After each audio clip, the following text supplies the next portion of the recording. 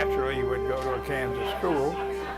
So I went to K-State on a baseball scholarship, and which is about the only way I could go to college. And I graduated and came to Kansas City and ultimately got to TWA in 1965 and started in the IT department, but I ended up years later at the overhaul base and running the power plant maintenance shops first, and then ultimately becoming vice president of maintenance worldwide, which was the greatest job I ever had in my life.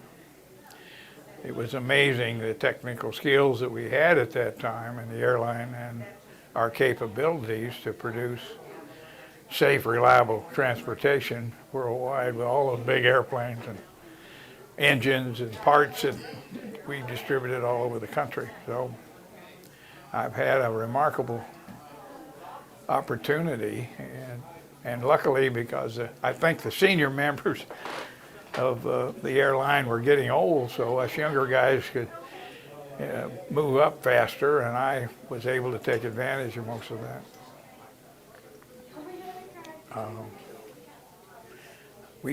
I guess I was vice president for 3 years at the overhaul base as a senior vice president, and then went to New York and became executive vice president, general manager of the airline, and then '84 became president of the airline. So and that was during the time that we weren't very busy. We had Frank Lorenzo trying to take over the company, and Carl Icahn trying to take over the company, and the company trying to buy itself, and the Ozark merger was was being developed at that time, and then we had the Athens hijacking, and so we had enough opportunities to create some either successes or problems, and I guess we did both. But it was a very turbulent time.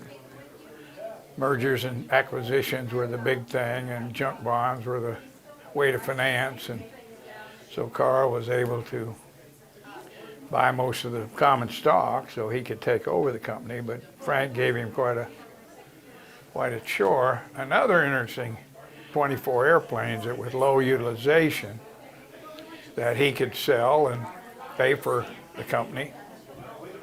Well, those 24 airplanes happened to be the ones that fed Kennedy for international flights in the morning and then brought him back to the interior United States in the afternoon. So you couldn't, and why the utilization was lower is because they really could only go up once and then come back once in a day.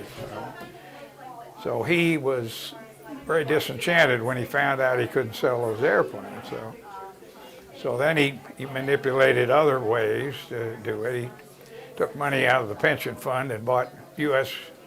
Steel and sold it. So he made quite a bit of money, even though he never made, I don't think, a dime on the airline. Maybe later, after I was gone, when he was able to get the tickets through and create the bucket shop and discount tickets, he may have made. But other than that, he didn't do any money. That was a tough time because we were trying, at one time, I had the Athens Beirut hijacking going on, had Frank Lorenzo trying to take over the company and Carl trying to buy the shares of the company. And of course, if you know, in the Arab world, their time zone is about 12 hours ahead of us or so.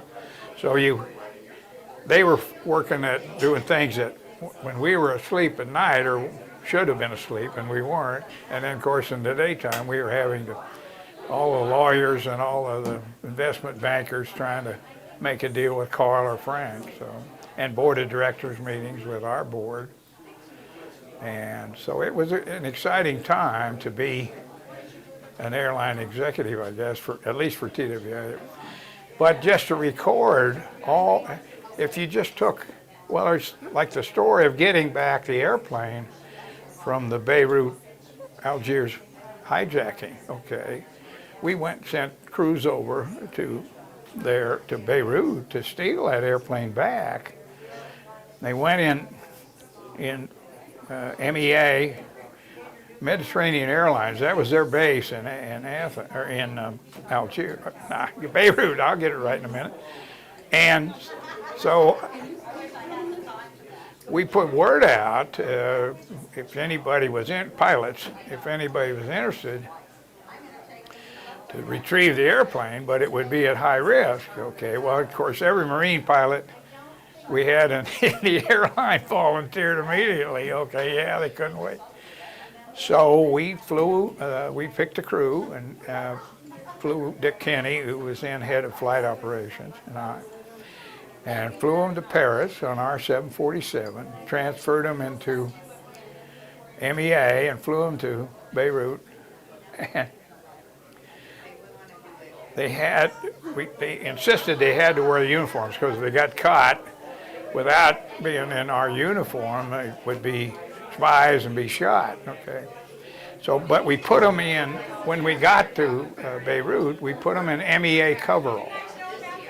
And every morning at the airport, the maintenance guys, because, you know, if an airplane sets long, the tires get flat on one side. So every morning they'd start it up and taxi it on the off-wind runway and then bring it back. Every morning at 6 o'clock, they do that. This morning, our guys with the MEA coveralls got in the airplane to taxi it, except instead of taxiing it, they just shoved the throttles forward on that off runway and headed for Cyprus, and they did. And of course, you remember you couldn't pressurize it because the wing exit windows were blown out.